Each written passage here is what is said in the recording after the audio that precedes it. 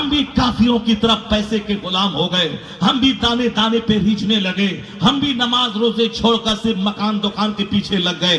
اسی لیے کافروں نے میرا مذاق اڑانا شروع کیا. اللہ نے میری عزت ختم کر دی کہ تو بھی وہی سوچتا ہے جو کافر سوچتا ہے, تو بھی وہی کھاتا ہے جو کافر کھاتا ہے, تو بھی وہی پیتا ہے جو کافر پیتا ہے, تو بھی شراب پیتا ہے کافر بھی شراب پیتا ہے, تو بھی جھوٹ بولتا ہے کافر بھی جھوٹ بولتا ہے, تو بھی زنا کرتا ہے کافر بھی زنا کرتا ہے, تو بھی سود کھاتا ہے کافر بھی سود کھاتا ہے, تو بھی تاڑی پیتا ہے کافر بھی تاڑی پیتا ہے, تو بھی چڈی پہن کے بچوں کو اسکول چھوڑنے جاتا ہے جبکہ یہ گھٹنا کھولنا حرام تھا, مگر تو ایسے رہتا ہے جیسے کافر رہتا ہے. تو تیرا کپڑا کافروں جیسا, تیرے سر کا بال کافروں جیسا, تیرے گھر کا ماحول کافروں جیسا.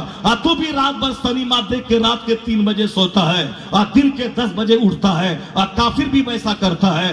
دنیا کے کون لوگ ہیں جو صبح سویرے فجر کی نماز پڑھنے کے لیے اٹھے؟ ایک گھر میں 10 عورت ہے 10 سوئی ہے, ایک گھر میں 10 مرد ہیں 10 سوئے ہیں. عورتیں بھی ٹیلی ویژن اور واٹس ایپ چلا چلا کے تھک کے 3 بجے سوئی ہے, وہ دن کے 10 بجے اٹھتی ہے. رحمت کا فرشتہ آیا, وہ واپس چلا گیا, برکتیں آئی برکتیں چلی گئی. سورج نکلنے کے بعد جس وقت وہ رحمتیں نکلنے سے پہلے نکلنے کے بعد آتی, فرشتہ آیا چلا گیا.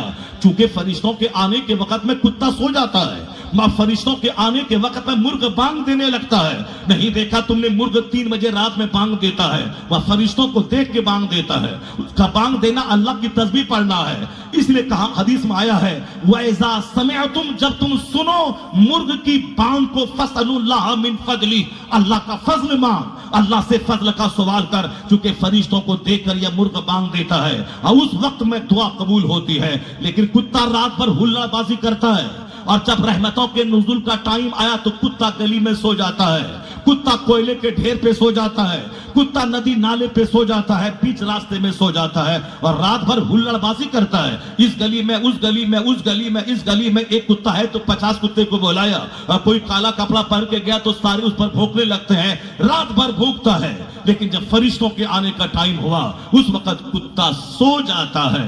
بزرگوں نے کہا ہے کہ اے مسلمان, ذرا اپنے کیریکٹر کا تو جائزہ لے کہ تو کیسے رات گزارتا ہے. رات بھر واٹس ایپ میں, یوٹیوب میں, گندی تصویروں کو دیکھنے میں, LED ٹی وی ہے پوری دیوار کو گھیرے ہوئے, اس پہ تماشا کامیڈی دیکھنے میں, اور بال بچوں سمیت بیٹھ کے تماشا رات بھر دیکھتا ہے, دل نہیں بھرتا. اذان سننے سے دل بھر گیا, تلاوت سننے سے دل بھر جاتا ہے, خطابت سننے سے دل گھبراتا ہے, لیکن وہی ایک ہیرو کا ناچ دیکھنے سے دل نہیں گھبراتا. وہ کون ہے جو لذتیں ڈالتا ہے؟ وہی ایک ایکٹر ہے, وہی ایک طرح کی فلمی کہانیاں ہیں, وہی ایک طرح کے میوزک ہیں, وہی ایک طرح کے ڈائلاگ ہیں, اسی کو سن رہا ہے 40 سال سے, مگر تیرا دل نہیں بھر رہا ہے. ہاں شیطان ہے جو اس میں لذتیں رکھ دیتا ہے. تو 3 بجے تک کامیڈی سنی, جب اللہ کے فرشتوں کے آنے کا ٹائم ہوا تو تم سو گیا. یہ بتا تیرا عمل کس سے میل کھاتا ہے اور تیرا عمل کس سے میل کھاتا ہے. بزرگوں کی زندگی کو دے, عشاء پڑھ کے فوراً سو جاتا ہے, رات کے آخری پہر میں فرشتوں کی آمد سے پہلے اٹھ جاتا ہے, اور جب فرشتے اترتے ہیں وہ استغفار میں لگ جاتا ہے, وہ بندہ سجدے میں لگتا ہے. یہ بتا سجدے میں رہنے والا فرشتہ اس کے فیور میں گواہی دے گا, فرشتہ اس کے لیے دعا کرے گا, لذتیں زندگی کی وہ پائے گا, نہ کہ وہ جو 3 بجے تک واٹس ایپ چلایا اور فرشتوں کے آنے کے ٹائم میں کتے کی طرح سو گیا. بزرگوں نے کہا کہ کتے سے تیرا عمل میل نہیں کھائے, تیرا عمل مرغ سے میل کھائے, جس کی رات آخری پہر بیدار رہتا ہے. سمجھ لے اس کی زندگی بیدار رہتی ہے, اس کی تقدیر بیدار رہتی ہے, اس کی قسمت بیدار رہتی ہے. تو بزرگوں نے کہا کتا مت بن, مرغ کی خصلت پیدا کر تاکہ تیرا دل زندہ رہے, تیرا گھر زندہ رہے, تیری اولاد زندہ رہے, تیرا دل زندہ رہے. اور جب دل زندہ رہا تو سوکھی روٹی کھائے گا مگر بادشاہوں سے زیادہ چہرہ تیرا مسکراتا رہے. مسکراہٹیں جاگنے میں نہیں, مسکراہٹیں ہلڑ بازی میں نہیں ہے, مسکراہٹیں اللہ کی عبادت میں ہے, سجدے میں ہے. تو تم اپنا عمل دیکھ لے کہ تو کس کی طرح جی رہا ہے, تیرے بال بچے کس طرح جی رہے ہیں. یہ کافروں نے ایسے ہی مذاق نہیں اڑایا ہے, ہم نے اسے مذاق اڑانے کا موقع دیا ہے. آواز آ رہی ہے کہ تو ان کافروں کو ہنسنے کا موقع مت دے, دولت کے انبار میں سکون مت تلاش کر. جس کے پاس خربوں کی دولت ہے اس کی زندگی کا مطالعہ کر, دیکھ اس کے پاس سکون ہے کیا. चैन है उसके पास क्या। और तुम जो छोटे से सुकून की खातिर नमाजें छोड़ के चाहता है कि घर बना के सुकून पाले, नहीं होगा। नमाज छोड़ के फैक्ट्री में मर जाओ 16 घंटे काम करते करते, नहीं मिलेगा सुकून। चाहे चप्पल बनाते बनाते, कपड़ा सीते सीते, दुकान जाते जाते, सामान लाते उसको बना के सामान पहुंचाते पहुंचाते मर जाओ, मगर सुकून नहीं मिलेगा। इसलिए कि जिनके पास 36,000 करोड़ का मकान है, जरा उसके मकान में कान लगा के सुन, वहां से रोने की आवाज आ रही है। मैंने सुना है कि अंबानी जी के 3600 करोड़ के बंगले में वह नहीं सोता है। पंडित जी ने बोला है कि तुम इसमें सोएगा तो तुम मर जाएगा, तेरी जिंदगी को खतरा है। वह दूसरे घर में रहता है, 3600 करोड़ के बंगले में उनका नौकर गुलाम रहता है। 36 मंजिला मकान पीटर रोड पे हाजी अली के किनारे, वहां नौकर गुलाम रहता है, उसके इंजीनियर रहते हैं, उसके अमले रहते हैं, उसके स्टाफ रहते हैं, मगर वो नहीं रहता। आजकल क्या हाल है ये मुझको मालूम नहीं, मगर मैंने सुना है पंडित जी ने बोला है कैसा करेगा। ये बताएं कि 3600 करोड़ का बंगला है, मगर वह चैन से उसमें सो नहीं सकता, तो तेरे 36 लाख की झोपड़ी में क्या चैन मिलेगा जब वहां 3600 करोड़ के बंगले में सुकून नहीं है।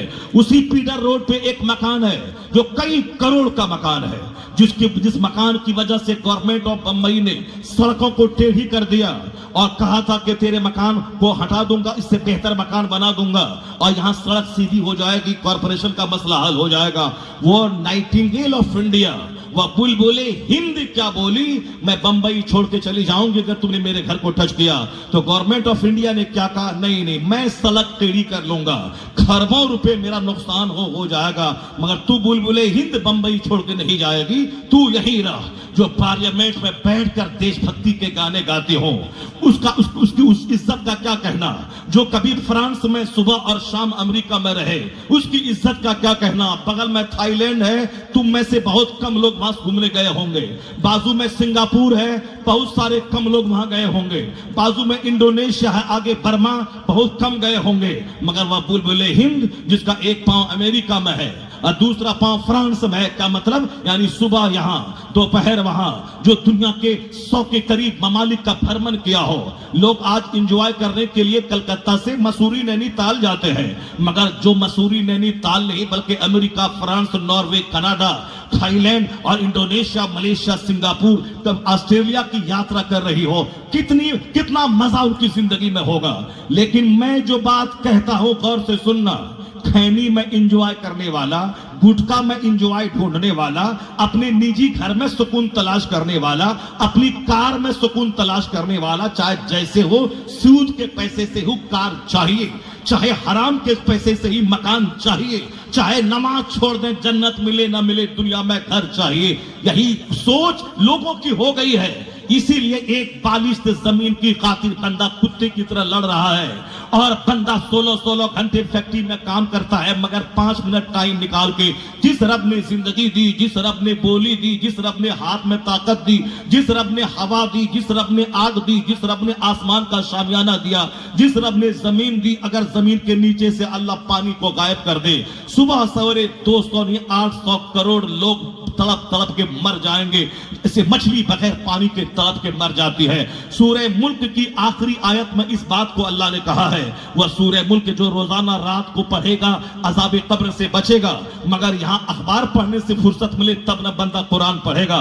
जो अखबार पढ़ेगा, जो दोस्तों की किताब पढ़ेगा, वहां तो लड़ाई होगी। यहाँ खानका के नाम पे जंग है, कमेटी के नाम पे जंग है, पीर के नाम पे जंग है, मौलवी के नाम पे जंग है, खानदान के नाम पे जंग है, जोलाहा और अंसारी के नाम पे जंग है।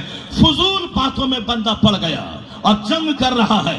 जाहिर सी बात है जो कुरान नहीं पढ़ेगा और बाकी सब कुछ पढ़ेगा, उसको तो जंग में पढ़ना पड़ेगा, वो तो लड़ाई झगड़े से दो चार होगा। और जो कुरान पढ़ेगा लड़ाइयां ऑटोमेटिक खत्म हो जाएंगी। जो कुरान पढ़ेगा इख्तलाफात खुद ब खुद मिट जाएंगे। कुरान कहता है इन्ना अक्रमकुम इंदल्लाहि अतकाकुम, the most respectable here Allah is one who is God fearing person. अल्लाह के नजदीक सबसे ज्यादा इज्जत वाला वो है जो जितना ज्यादा अल्लाह से डरने वाला है।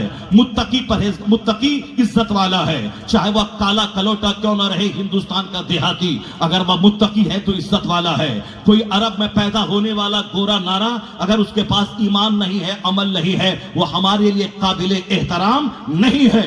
مگر ہندوستان کے ویسٹ بنگال کے دیہات میں پیدا ہونے والا کوئی کالا کلوٹا اگر ایمان بھی ہے تقوی بھی ہے تو ہمارے لیے قابل احترام ہے. جیسے مسجدوں میں نہیں دیکھتا اگر کوئی سید صاحب آئے, سید صاحب کے چہرے پہ داڑھی نہیں ہے, وہ فوج میں نوکری کر رہے ہیں, سید صاحب آئے وہ نیچے بیٹھے ہیں, مگر ایک انصاری ایک جولاہا کا بیٹا جو بریلی شریف سے پڑھ کے مولانا بن کے آیا ہے وہ ممبر پہ چڑھ جاتا ہے, ہاتھ میں عصا لیتا ہے, سر پہ امامہ باندھتا ہے اور قوم کو خطاب کر رہا ہے. انصاری نیچے ہے, شیخ نیچے ہے, سید صاحب نیچے ہے, پٹھان صاحب نیچے ہیں, مگر ایک نداف کا بچہ وہ ممبر پہ کھڑا ہو کر کے خطاب کر رہا ہے, امامت کے مصلی پہ ہے, بیرسٹر نیچے ہیں, پروفیسر نیچے ہیں, امریکہ سے پڑھ کے آنے والا FRCS ڈگری ہولڈر نیچے ہے, JNU اور AMU سے آگ پڑھنے والا انجینئر ڈاکٹر نیچے ہے, مگر منظر اسلام کا پڑھا ہوا پروڈکٹ, عبداللہ ابن مسعود کا پڑھا ہوا پروڈکٹ وہ ممبر پہ چڑھا ہے, امامہ باندھ کے ہاتھ میں لاٹھی لے کے ایسا خطاب کر رہا ہے جیسے کوئی کمانڈر ان چیف ہو جو اپنی فوج کو للکار رہا ہے. یہ سمان کس وجہ سے ملا ہے؟ کسی کی نانی مرے جو بولے نداف ہے اسے اتارو, یہ جولاہا ہے اسے اتارو, یہ صافی ہے اسے اتارو, یہ سبزی فروش ہے اسے اتارو. کوئی سید بھی اگر بولے گا تو دنیا قبول نہیں کرے گی, سب دنیا بولے گی تو سید اگر ہے میں تیری پیشانی چومتا ہوں, میں تیرا ہاتھ چومتا ہوں, تو قابل احترام ہے, میرے محبوب میرے سرکار کا بلڈ تیرے بدن میں ہے, بس اتنا تک ہی عزت ہے. اگر تو شریعت کو ہاتھ میں لے گا, شریعت کے خلاف کام کرے گا, تیری کوئی عزت ہمارے نزدیک نہیں ہے. بے شمار دشمن رسول گستاخ رسول ہو گئے, وہ اپنے نام سے سید لگاتے ہیں, فلاں سید ہے, فلاں سید ہے, سید ابو العلا مودودی ہے تو فلاں سید علی میاں ندوی ہے, مگر وہ ہمارے نزدیک اس کی کوئی حیثیت نہیں ہے. جو مصطفیٰ کا نہیں وہ ہمارا نہیں, چاہے مصطفیٰ کی اولاد ہونے کا دعویٰ کیوں نہ کرے. اسی طرح شریعت کے خلاف اگر کوئی داڑھی مونڈنے والا سید اگر بولے کہ میں ممبر پہ چڑھوں گا, میں خطبہ دوں گا, میں نماز پڑھاؤں گا, میں ہاتھ چوم کے بولوں گا, نہیں سید صاحب, آپ کے نانا کی شریعت میں فاسد امامت کرنے کے قابل نہیں ہے. آپ کا ہاتھ چوموں گا, آپ پیچھے رہیں گے, مگر ایک انصاری کا بیٹا ممبر پہ چڑھے گا جو متقی ہے, آپ کے نانا کی شریعت کے قانون پہ عمل کر رہا ہے. یہ کون اسلام ہے جس میں ایک صافی کے بیٹے کو ممبر پہ چڑھا دیا اور تم مسجد سے باہر نکلنے کے بعد بولتا ہے یہ انصاری ہے اس کو ووٹ نہیں دوں گا, یہ نداف ہے اس کو ووٹ نہیں دوں گا, یہ صافی ہے اس کو ووٹ نہیں دوں گا, یہ پٹھان ہے اس کو ووٹ نہیں دوں گا. جب مسجد میں سب ایک ہو گئے تو مسجد سے باہر کیوں یہ غلیظ راجنیتی کر رہا ہے؟ مسجد کے اندر ایک صف میں کھڑے ہو گئے محمود و ایاز, نہ کوئی بندہ رہا نہ کوئی بندہ نواز, تو مسجد سے باہر ہونے کے بعد پھر کیوں کرنے لگے یہ فلاں ہے وہ فلاں ہے اس کو میں نہیں دوں گا؟ تو اسلام سے ہٹ کر اگر کوئی سوچے گا تو برادری میں لڑ کے مر جائے گا. اسلام سے ہٹ کے فکر رکھے گا تو پھر چھوٹی چھوٹی بات میں لڑ کے مر جائے گا. پیر کے نام پہ لڑائی ہے, تم لڑ رہے ہو, لڑو. قرآن جو نہیں پڑھے گا وہ لڑے گا, وہ کٹے گا, وہ مرے گا. اور قرآن ہر درد کی دوا رکھتا ہے, ہر پرابلم کا علاج قرآن میں ہے. جو قرآن پڑھے گا وہ کسی کافر کے سامنے دریوزہ گیری نہیں کرے گا. قرآن اللہ کا کلام, ہر درد کی دوا وہاں ہے, ہر پرابلمز کا حل وہاں ہے, ہر مسائل کا حل وہاں ہے, ہر سمسیا کا سمادھان وہاں ہے. قرآن زیادہ جب تک مسلمان پڑھتا تھا وہ حاوی تھا کافروں پہ, وہ حاوی تھا مشرکوں پہ, وہ حاوی تھا یہود و نصارہ پہ. آج بھی ایک راستہ ہے کہ قرآن پڑھ, قرآن سے فیصلہ حاصل کر, مصطفیٰ کا مطالعہ کر, مصطفیٰ سے فیصلہ حاصل کر, جس کے بارے میں برنارد شاہ نے کبھی کہا تھا he must be called the savior of humanity. If a man like him were to assume the dictatorship of the modern world, he must succeed in solving his problem. تو گاندھی کو دیکھتا ہے, تو نہرو کو دیکھتا ہے, مگر برنارد شاہ کیا بولتا ہے؟ اس دھرتی میں جو آگ لگی ہے, اگر دنیا کے لوگ محمد عربی کو اپنا رہنما مان لیں اور مصطفیٰ کے گائیڈنس کی روشنی میں زندگی گزاریں تو ہر درد کا علاج ہو جائے گا اور یہ جلتی ہوئی دنیا سکون اور شانتی کا گہوارہ بن جائے گی. He must be called the savior of humanity. If a man like him were to assume the dictatorship of the modern world, he must succeed in solving its problems. Christian جو دنیا کا بہت بڑا پڑھا لکھا آدمی وہ کہتا ہے تیرے پیغمبر کے پاس کس سمسیا کا سمادھان نہیں, تیرے پیغمبر نے کون سا پرابلم سے سولوشن نہیں دیا ہے. مگر جب سے ہم نے اخبار زیادہ پڑھا, قرآن پڑھنا چھوڑ دیا. جب سے ہم نے عالموں سے نفرت کرنا شروع کیا اور جب سے ہم نے ہیرو اور دنیا کے نیتا اور 100 گالی بکنے والے داروغہ اور خونڈے چور لچے لفنگے ڈکیت سے میں نے نزدیکیاں بڑھا دی, میں نے دوستی کی, اس وقت سے میری فکر چوپٹ ہو گئی, میرا چہرہ بدرنگ ہو گیا, میرا گھر اجڑ گیا, زندگی مسائل کا گہوارہ ہو گئی. ایک مسئلے کا حل کرو تو 50 مسئلے سامنے آ جاتے ہیں, ایک بیماری کا علاج کراؤ تو 10 بیماریاں سامنے آ جاتی ہے. یہ علماء کرام نفرت کی چیز نہیں ہے, ان کے پاس 10 دن بیٹھ کے دیکھ, یہ حدیث بولتے ہیں, یہ قرآن بولتے ہیں, یہ مصطفیٰ کی سنت سکھاتے ہیں. مسجد داروغہ کے پاس بیٹھ کے دیکھ, وہ تمہیں گالی سکھائیں گے, تم پی ایچ ڈی کیے بغیر گالی کے ڈاکٹر بن جاؤ گے. اتنی ساری گالیاں وہ بولتے ہیں. داروغہ کے پاس بیٹھو تو گالی سیکھو گے, نیتا کے پاس بولو تو جھوٹ سیکھو گے, مالدار کے پاس بیٹھو تو دولت کا جنون چڑھ جائے گا. چاہے لوٹی کا ٹکٹ بیچنا پڑے, چاہے سود کھانا پڑے, چاہے دوسروں کی زمین ہڑپنا پڑے, چاہے ڈکیتی کرنی پڑے, مگر مال چاہیے. میں مال کما کے رہوں گا, مال کما کے رہوں گا. دولت مندوں کے پاس بیٹھنے سے ہی جنون دماغ پہ چڑھتا ہے. صحبتیں رنگ لاتی ہے. عالموں کے پاس بیٹھ کے دیکھ, امام کے پاس بیٹھ کے دیکھ, جو نائب پیغمبر ہے, مصطفیٰ کا نائب کوئی کیپیٹلسٹ نہیں ہوتا ہے, ارب پتی نہیں ہوتا ہے, پورے ہندوستان کا مالک پردھان منتری نہیں ہوتا ہے, پوری دنیا کے یو این او کا پریزیڈنٹ ہو سکتا ہے, مگر مصطفیٰ کا نائب وہی ہوگا. چاہے اس کے گھر رہے نہ رہے, ٹوٹی چپل پاؤں میں رہے, پیون والا کپڑا رہے گا, علم قرآن علم حدیث سینے میں ہے, وہی مصطفیٰ کا نائب ہے. تو نائب پیغمبر ہونا اتنا بڑا درجہ رکھتا ہے کہ دنیا کا ارب پتی کھرب پتی, دنیا کا سب سے بڑا بزنس مین ہو سکتا ہے, نائب پیغمبر نہیں. اگر یہ پوائنٹ عالم دین کے دماغ میں آ جائے, وہ کبھی کسی کے سونے کے گھر کو للچائی نگاہ سے نہیں دیکھے گا, وہ کبھی کسی کے 200 کروڑ کی کار کو للچائی نگاہ سے نہیں دیکھے گا, وہ اسی میں سجدہ شکر ادا کرتا رہے گا. مالک تو نے مجھے مکان نہیں دیا, گاڑی نہیں دی, کوئی ملال نہیں ہے, اپنے محبوب کا نائب بنایا ہے. اس سے بڑی خوش نصیبی کی کوئی بات نہیں ہو سکتی ہے. چونکہ میں بھی آپ ہی کے سماج میں چونکہ میں بھی آپ ہی کے سماج میں رہتا ہوں, اسی لیے آپ کو دیکھتے دیکھتے, آپ کے پاس رہتے رہتے ہماری بھی سوچ وہی ہو گئی ہے جو آپ کی سوچ ہے. ہم حافظ قرآن ہیں, اس سے ہم کو سنتشٹی نہیں ہے. مجھے بھی آپ کی طرح بنگلہ, آپ کی طرح گاڑی, آپ کی طرح کارپیٹ, آپ کی طرح گھر میں جھومر, آپ کی طرح کار چاہیے. اس لیے ہماری سوچ بھی آپ کے پاس رہتے رہتے اسی طرح کی ہو گئی ہے. ورنہ اگر وہ قرآن پاک کو پڑھے, رسول پاک کو مطالعہ کرے, تو پھر ان کی سوچ وہ نہ ہوگی جو آپ کی سوچ ہو گئی ہے. یہ چاہتے ہیں کہ میرے پاس بنگلہ رہے گا تب سارے لوگ آ کے ہاتھ چومیں گے. نہیں ہوتا ہے ایسا. نہیں, تم نے دیکھا اعلیٰ حضرت کے زمانے میں رامپور کا نواب تھا, اودھ کا نواب تھا, مراد آباد کا نواب موجود تھا, عظیم آباد پٹنہ کا نواب مشہور ہے. 100 ایکڑ زمین پہ جس کا گھر ہو, کتنا بڑا خوش نصیب ہوگا وہ بظاہر دنیاوی اعتبار سے. وہ نواب تھے, مگر کوئی بتا دے کہ عظیم آباد کے نواب کا کیا نام ہے, کوئی بتا دے کہ رامپور کے نواب کا کیا نام ہے, کوئی بتا دے کہ اودھ میں کتنے نواب آئے, نہیں معلوم ہے. مگر ایک پٹھان گھر میں جنم لینے والا ایک اعلیٰ حضرت فاضل بریلوی احمد رضا خان ہے, جنہوں نے 67 سال کی عمر پائی, نہ اپنے باپ کی زمین میں 5 بیگھہ کا اضافہ کیا, نہ باپ کے بنائے ہوئے مکان میں کوئی بہت بڑے 5 منزلہ مکان کا اضافہ کیا, بلکہ زمین کی آمدنی سے زمین کو بیچ کر مدرسہ قائم کیا, کتابوں کی طباعت کروائی, مذہب اہل سنت کا کام کیا, ساری زندگی مذہب کی خاطر ڈونیٹ کر دیا. اللہ نے اس احمد رضا خان کو گمنام نہیں کیا. کون ہے اودھ کا نواب, کون ہے رامپور کا نواب, کوئی نہیں جانتا.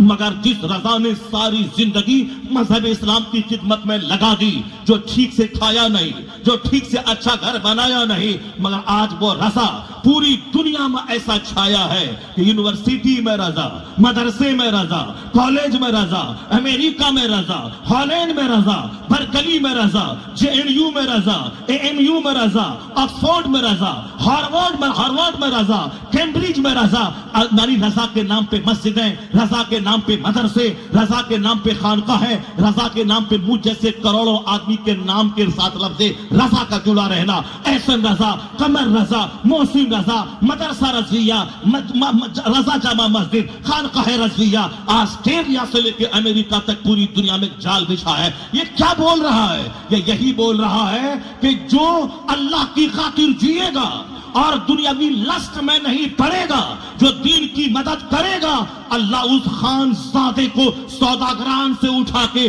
وہ شہرت کا آسمان دیا کہ وادی رضا کی کوہ ہمالا رضا کا ہے، جس سمت دیکھیے وہ علاقہ رضا کا ہے۔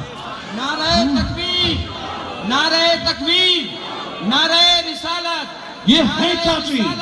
بستی بستی کیا دو چار پیسے کی خاطر ایک چھوٹا سا مکان چاہیے، چھوٹا سا گھر چاہیے، چھوٹی سی کار چاہیے، اچھا سے کھائیں پیئیں، میرا بیٹا ڈاکٹر انجینئر بنے، کوئی نہیں جانے گا، تیرا پڑوسی تک نہیں جانے گا، تو مر جائے گا، تیری قبر پہ تیرا اپنا بیٹا فاتحہ پڑھنے نہیں جائے گا۔ یہ بتا دے کہ مدرسے کے بچے قرآن خوانی کر رہے ہیں، اس سیٹ کا 5 بیٹا ہے، 5 بیٹا قرآن نہیں پڑھنا جان رہا ہے۔ یہ بتا دے کہ جس ماں کا بچہ مر گیا ہے، وہ ماں جو روئے گی، اس کے رونے میں جو درد ہوگا، اور کسی عورت کو 500 روپے دے کے جو رولانے کے لیے بولایا جائے گا، ان دونوں میں کیا فرق ہوگا؟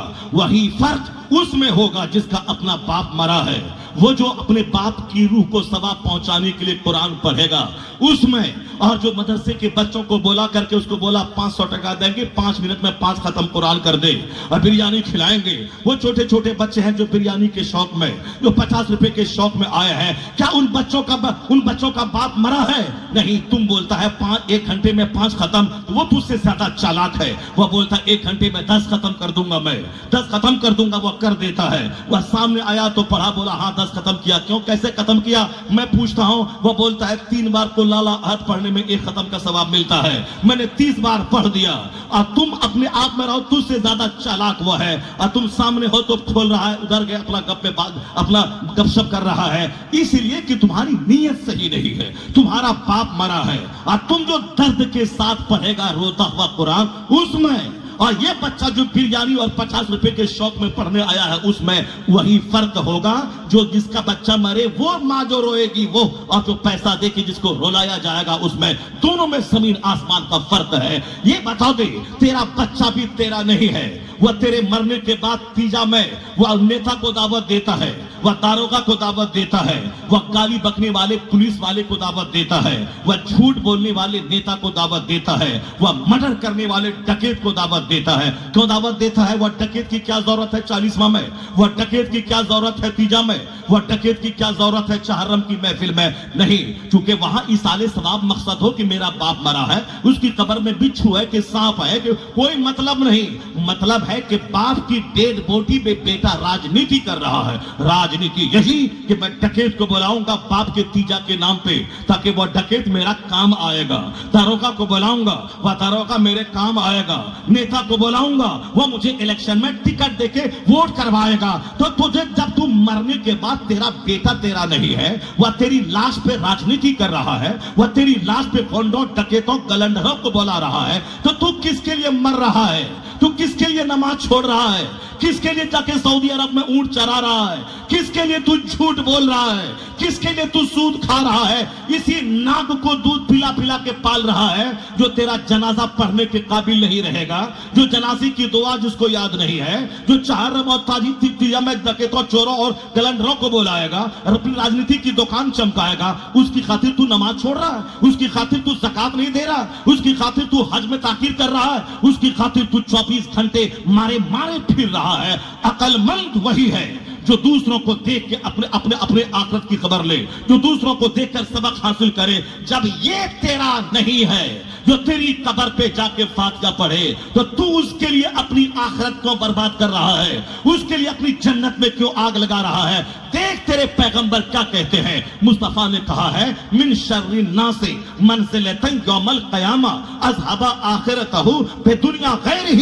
مصطفیٰ کہتے ہیں قیامت کے دن مرتبے کے اعتبار سے سب سے برا آدمی وہ ہوگا جو دوسروں کی دنیا بنانے کے لیے اپنی آخرت کو برباد کر دیا ہو، جو دوسروں کی دنیا بنانے کے لیے اپنی آخرت کو برباد کر دیا ہو، جو بال بچوں کی دنیا بنانے کے لیے اپنی نماز اپنے روزے کو تباہ و बर्बाद कर दिया हो, अपनी जन्नत में आग लगा दिया हो। अक्लमंद है वो जो बच्चों को पाले अपनी जन्नत बचा के, जो बीवी को पाले अपनी जन्नत बचा के, जो मकान बनाए अपनी जन्नत बचा के, जो गाड़ी खरीदे अपनी जन्नत बचा के। इस्लाम ये नहीं कहता कि तू मकान दुकान गाड़ी मत कर, मकान बना ईमान बचा के, अब ईमान बचा के, आखिरत बचा के, जन्नत बचा के। ऐसी दौलत मत जमा कर जिसमें ईमान रुखसत हो जाए, जिसमें आमाल रुखसत हो जाए, जिसमें जन्नत खत्म हो जाए, जिसमें जहन्नम मेरी तकदीर बन जाए। अगर इन दौलतमंद बनना है, उस्मान गनी का मुताला कर कि दौलत बढ़ती जाती है, खैरात बढ़ती चली जाती है। अगर तुम्हें मुत्तकी बनना, नमाजी मौला अली का मुताला कर, तो मौला अली का मुताला कर, जिंदगी बढ़ती जाती है, सजदा बढ़ता जाता है, तकवा बढ़ता जाता है। फिर मौलाई करने से काम नहीं चलेगा। एक चर्सियों, एक भंगियों, एक शराबियों, एक तारी पीने वालों, एक मौला अली के नाम पे ताजिया में काफिरों की तरह नाचने वालों, वो मौलाई वो नहीं है जो नाचता हो, जो चरस पीता हो, जो शराब पीता हो। असल मौलाई वो है जो रात भर सजदा करता हो और दिन भर जिहाद करता हो। वो नहीं भी बोलेगा मौलाई तो मौला अली कयामत के दिन बोलेगा तू मेरा है। उसको जिसको कहते अली तू मेरा है, वो मौला अली के साथ वो जन्नतुल फिरदौस में जगह पाएगा।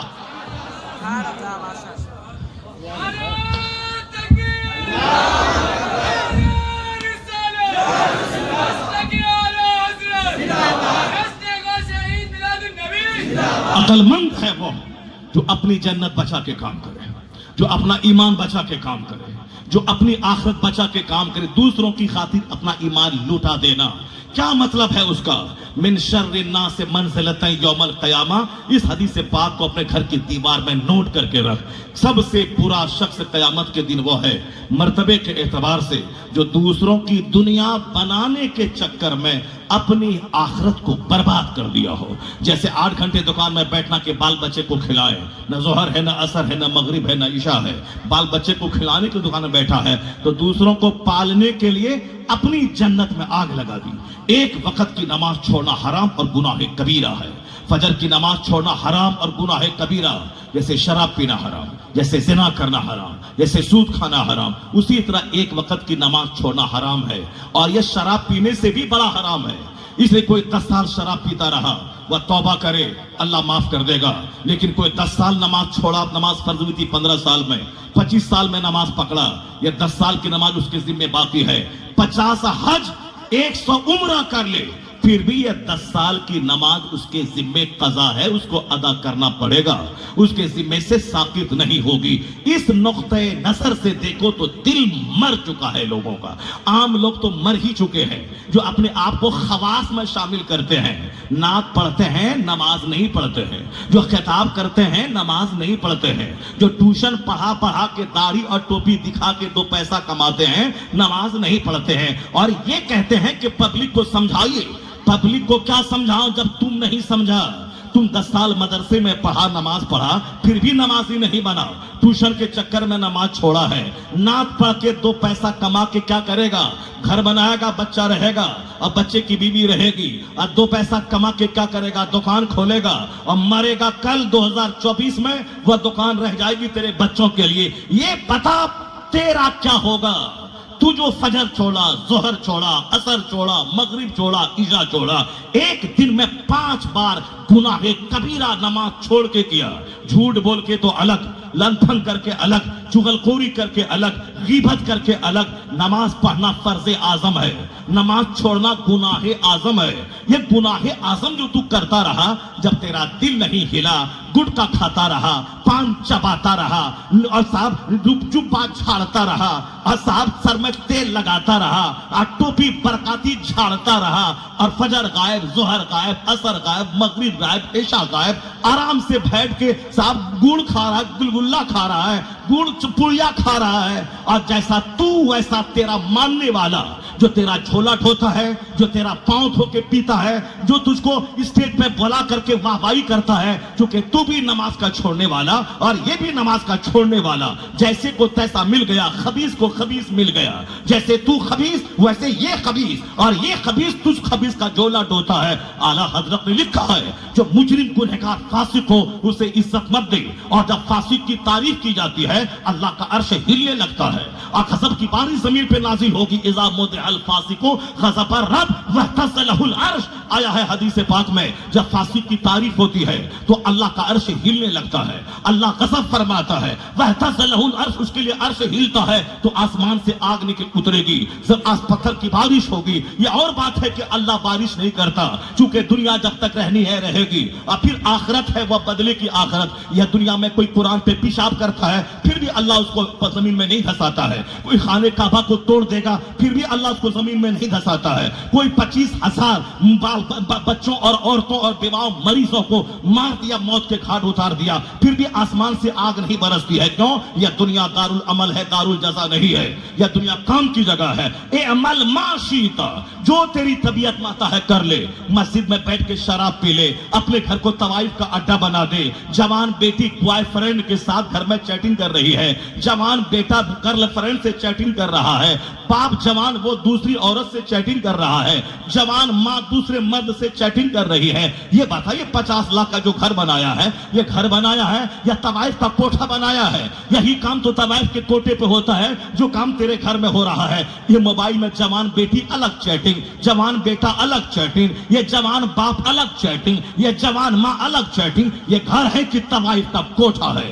دیکھنے میں لگتا ہے 10 منزلہ گھر, مگر وہاں طوائفوں سے بدتر کام ہوتا ہے. شوہر رہے سعودی عرب میں اور یہاں ٹیوٹر ہاکر سے منہ کالا ہو رہا ہے, اور کہا جاتا تو ہیرا آنے کی ضرورت نہیں ہے, تیرا سارا کام یہاں ہو رہا ہے, تیرے بچے بھی پڑھ رہے ہیں, تیری دکان بھی چل رہی ہے, تیری بیوی کا بھی سارا کام ہو رہا ہے. یعنی فوجی فوج میں اب پڑوسی موج میں, اور وہ 10 سال کے بعد آتا بولتا بیوی میری, تیری بیوی کہاں ہے؟ وہ بولتا بچہ میرا, تیرا بچہ کہاں ہے؟ اسی 2 پیسے کمانے کے لیے بچوں کو برباد کیا, عورتوں کو برباد کیا. جو مسجدیں اجاڑے گا اللہ اس کی زندگی کا سکون اجاڑ دے گا, چین اجاڑ دے گا. اس لیے کہ سکون پانے کا سب سے بڑا ذریعہ ہے اللہ رب العزت کی عبادت. سجدے میں سکون ہے, عبادت میں سکون ہے, ریاضت میں سکون ہے, ذکر میں سکون ہے, درود میں سکون ہے. چاہے 1000 ہاتھ پار مارے, مرے گا یہاں, وہاں جہنم میں جلے گا. اور جو جنت بچا کے دنیا میں بھاگ دوڑ کرے, نماز بچا کے کرے, وہ یہاں بھی مست رہے گا, مرنے کے بعد مصطفیٰ کی شفاعت سے مصطفیٰ کی جنت کا اخبار ہو جائے گا. دونوں جہان کی بھلائی اسی میں ہے. جب پڑھنے لکھنے کے بعد تم نہیں سنبھلا تو ہم دوسروں کو کیا سنبھالیں؟ جب 20 سال مدرسے میں رہنے کے بعد تم نمازی نہیں بنا تو ہم ان کو کیا نمازی بنائیں؟ ان کے بارے میں کیا بولیں؟ جب تیرا دل مردہ ہو چکا ہے, تجھے نماز میں دل نہیں لگتا, اور 2 پیسے کمانے کے لیے داڑھی رکھتا ہے. داڑھی رکھنا اتنا بڑا فرض نہیں ہے جتنا بڑا فرض فجر ظہر عصر پڑھنا ہے. یہ فرض اعظم ہے. داڑھی کوئی مونڈ لے, یہ اتنا بڑا گناہ نہیں ہے جتنا بڑا گناہ نماز فجر ظہر عصر چھوڑنا ہے. یہ چونکہ فرض اعظم ہے اور اس کا چھوڑنا گناہ اعظم ہے. یہ فرض ہے. قیامت کے دن سب سے پہلا سوال نماز کا ہوگا. قیامت کے دن سب سے پہلا سوال نماز کا ہوگا. ترمذی شریف میں آیا ہے کہ ان اول ما یحاسب بہ العبد یوم القیامت الصلاۃ. قیامت کے دن سب سے پہلا سوال نماز کا ہوگا. 11ویں کا سوال نہیں ہوگا, 12ویں کے جلوس کا سوال نہیں ہوگا, غوث پاک کے بکرے کا سوال نہیں ہوگا, یہ صاحب یہ 6ٹھی اور 11ویں کی فاتحہ کا سوال نہیں ہوگا. 11ویں اچھا کام ہے مگر فرض نہیں ہے. جلوس محمدی اچھا کام ہے مگر فرض نہیں ہے. یہ 6ٹھی شریف اچھا کام ہے, فرض نہیں ہے. ہر جمعرات کو فاتحہ اچھا کام ہے, فرض نہیں ہے. جیسے تلاوت کرنا, 1000 بار درود پڑھنا, یہ فرض نہیں ہے مگر اجر ملے گا چونکہ وہ نفل ہے. جس طرح سے عصر میں 4 رکعت سنت پڑھنا, یہ فرض نہیں ہے مگر جو پڑھے گا ثواب ملے گا. مگر فرض چھوڑ کے جو نفل پڑھے گا وہ نفل قبول نہیں ہوگا. تو اب جو لوگ یہ کہتے ہیں کہ فاتحہ کرنا حرام, محفل میلاد حرام, قیام کرنا حرام, جلوس محمدی حرام, وہ بھی جہنمی ہے. اور جو یہ کہتا ہے 12ویں کا بکرا ذبح کر, 12ویں کا جلوس نکال, اجمیر جا, بغداد جا, فاتحہ کر, ہر جمعرات کو فاتحہ دلا, یہ نیاز, وہ توشا, یہ لنگر, نماز پڑھنے کی کیا ضرورت ہے, وہ بھی جہنمی. ایک وقت کی نماز چھوڑنا حرام اور گناہ کبیرہ ہے.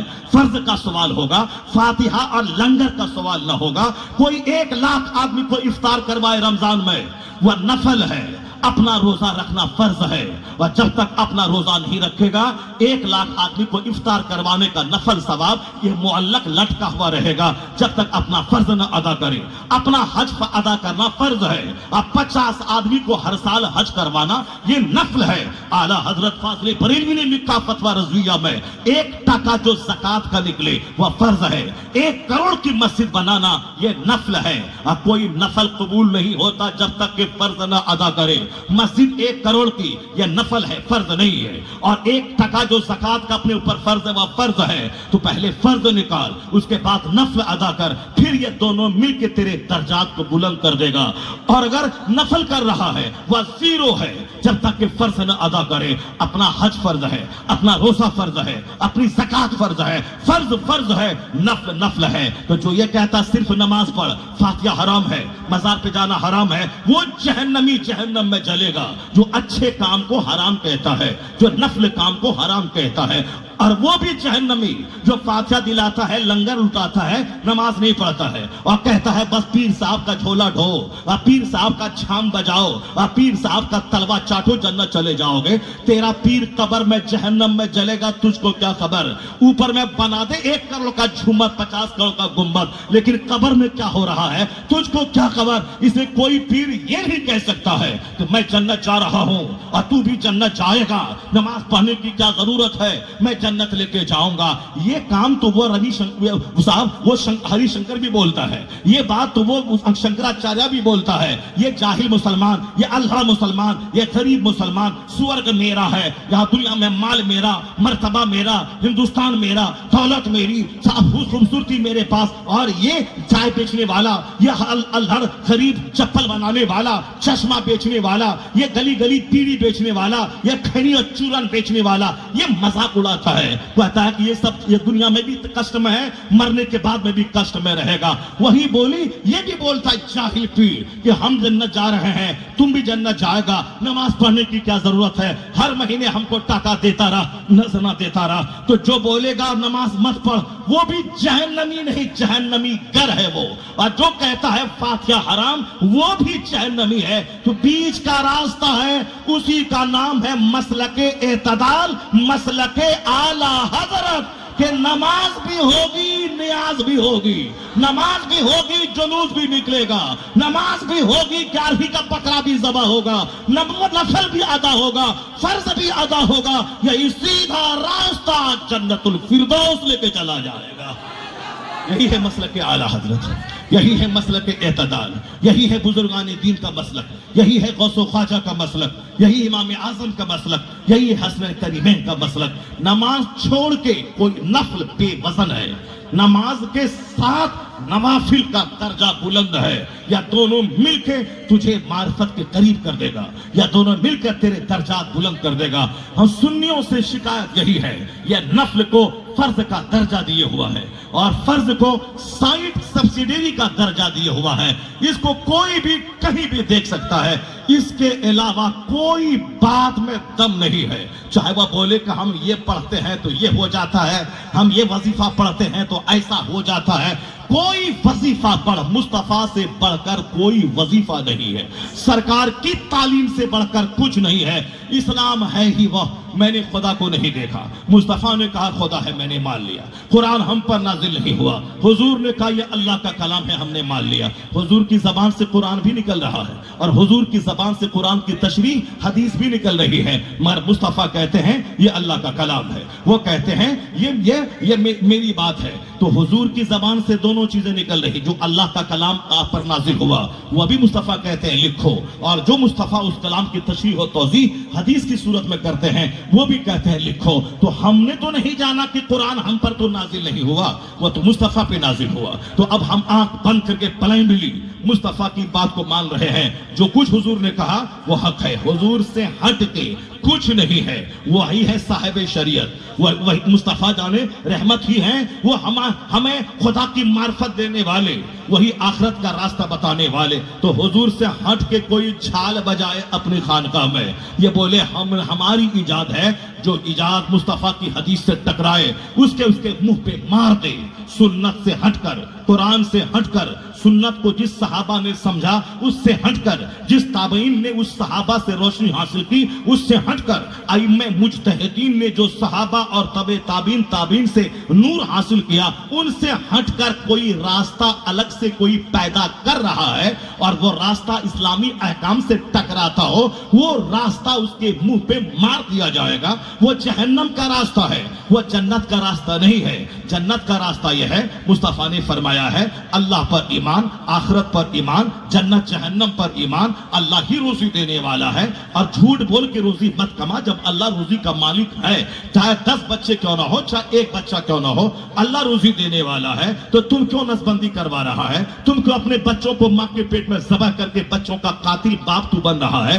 اللہ نے کہہ دیا قرآن میں, لا تقتلوا اولادکم خشیۃ املاق, غریبی کے ڈر سے بچوں کو قتل مت کر, میں تمہیں بھی روزی دیتا ہوں, تیرے بچوں کو بھی روزی دیتا ہوں. پھر جب روزی دینے والا اللہ ہے, میں کیوں قتل کروں؟ جو بچہ اللہ دے رہا ہے اس کو تو کیوں ذبح کر رہا ہے؟ ایک آدمی کی شادی کے 25 سال ہو گئے, وہ روزانہ ٹرائی کرتا ہے, ایک بچہ نہیں ہوا, اور یہاں تو ایک دن بیوی کے پاس گیا بچہ ہو گیا, اور پھر یہاں جب سال میں ایک بچہ ہو گیا, 10 سال میں 10 بچے ہو گئے. اس کا مطلب ہے کہ اپنے ہاتھ کی چیز نہیں ہے کہ جیسا بچہ چاہے ویسا نکال لے. یہ کوئی فیکٹری نہیں کہ اس فیکٹری سے مال تیار کر لے. اگر فیکٹری ہے تو وہ بانجھ ہے, وہ عورت بانجھ ہے, وہ شوہر تڑپ رہا ہے. 50 بار اجمیر گیا, بچہ نہیں ملا. 99 آدمی اجمیر گئے, سب کو مل گیا. میرا ایک پڑوسی ہے, وہ 3 بھائی, تینوں کو 5 بیٹیاں, بیٹا نہیں. پہلے ایک بھائی گیا, دوسرے سال بیٹا ہوا, پھر دوسرا بھائی گیا, اس کو بیٹا ہوا, پھر تیسرا گیا, اس کو بیٹا ہوا. یہ دیکھ کر سارا گاؤں والا دنگ رہ گیا.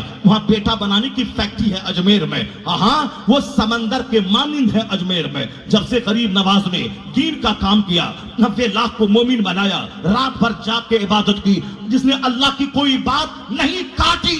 اب غریب نواز کو اللہ نے اتنا بڑا مرتبہ دیا کہ غریب نواز جو بات کرے اللہ ان کی بات نہیں کاٹتا ہے. یہی وجہ ہے کہ غریب نواز مثل سمندر کے ہے.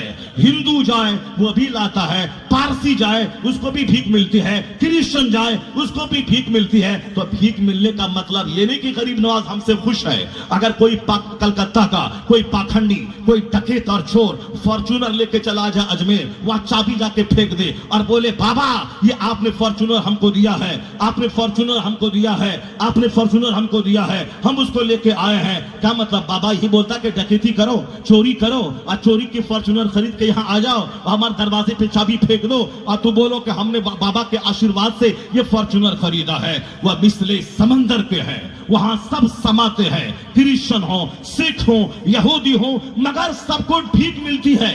مگر سب کو دیکھ کر غریب نواز کا چہرہ نہیں کھلتا ہے. سب سے غریب نواز خوش نہیں ہوتے ہیں. غریب نواز اس سے خوش ہوتے ہیں جو وہاں سے ایمان کی پختگی کی بھیک مانگتا ہے, عمل کی درستگی کی بھیک مانگتا ہے. رضا کو برا کہنے والا, غریب نواز کی قبر پہ چادر بیچ کے کھانے والا, تو جو یہ کہتا ہے کہ میں آلہ, یہ پٹھان کہاں سے آ گیا, میں بڑا, تو خاموش رہا. تو داڑھی کو چھلوا اور کالی ٹوپی پہن اور پیلی پٹی پہن اور پھر پاؤں میں کڑا باندھ اور عورتوں کے بدن پہ ہاتھ دے کے اس کے پرس کو لوٹ کے تو کھا اور رجسٹر میں نام لکھوا کے پیسہ لے کر کے اپنا محل بنا. مگر رضا کے خلاف کچھ مت بولنا اور ان کی عزت پہ حملہ مت کرنا. چادر بیچ کے کھانے والا, پھول بیچ کے کھانے والا, عورتوں کے پرس کو لوٹ کے کھانے والا, یہ چلا ہے رضا کے خلاف. رضا کا بیٹا چادر نہیں بیچتا, پھول نہیں بیچتا. رضا کا بیٹا مفتی اعظم ہند فتویٰ لکھتا ہے, کتابیں لکھتا ہے, مدرسہ قائم کرتا ہے, دین بچاتا ہے. مفتی اعظم ہند کا نواسا تاج الشریعہ اختر رضا خان چادر نہیں بیچتا ہے, پھول نہیں بیچتا ہے, کتابیں لکھتا ہے, جامعۃ رضا قائم کرتا ہے, دنیا کے مسائل کو حل کرتا ہے, دین کی خدمت کرتا ہے. اختر رضا کا بیٹا اسجد میاں وہ چادر نہیں بیچتا ہے, وہ پھول نہیں بیچتا ہے, وہ دین کی خدمت کر رہا ہے. تو چادر بیچ کے کھانا اور ہے اور دین بچا کے عزت سے جینا اور ہے.